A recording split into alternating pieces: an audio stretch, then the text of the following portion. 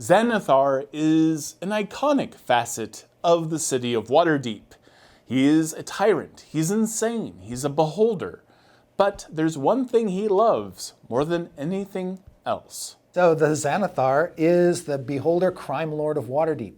He lives under the city, in a dungeon not too far from a place called Skullport, near Undermountain.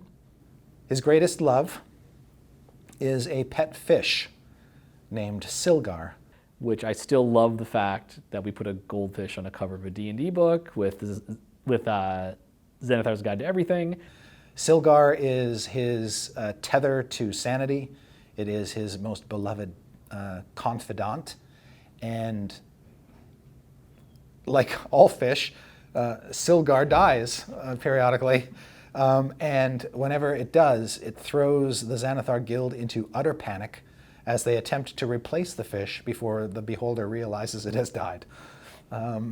Because should it ever discover that this has happened, it would go berserk and probably start disintegrating and killing people randomly. So many times many times this has happened. So far, he has not caught on and realized that the fish he reveres is not the original Silgar, but one of several bearing that name.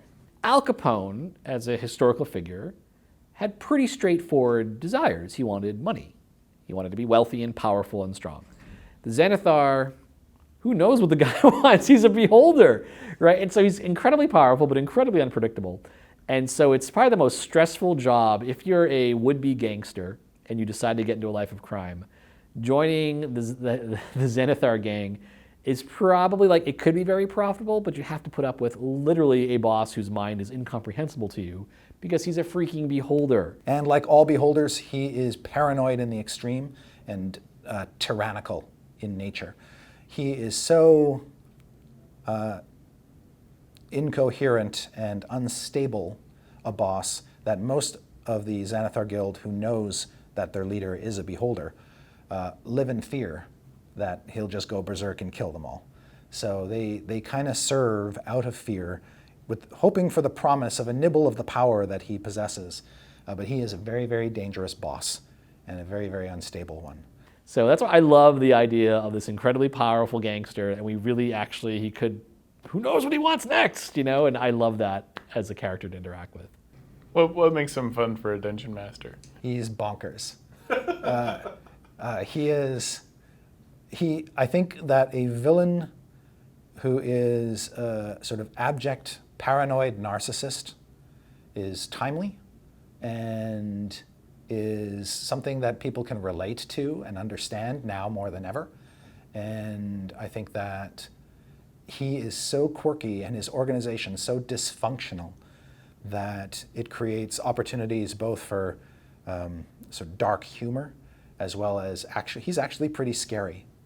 When you look at the power that he possesses and the control that he has and the fact that he's sort of insane in a way, you realize just how dangerous a creature this is, living so close to the people of Waterdeep. Hey, it's money and it's in Waterdeep and he's involved. He's got a eye on it, if you will, because anything that happens in the criminal underworld and Waterdeep, one of the many tendrils of his gang is going to be entwined in it in some way. He's got drow, he's got Duergar, he's got just dregs and derelicts from Waterdeep, people who can't basically get a job for anybody else, work for this administration.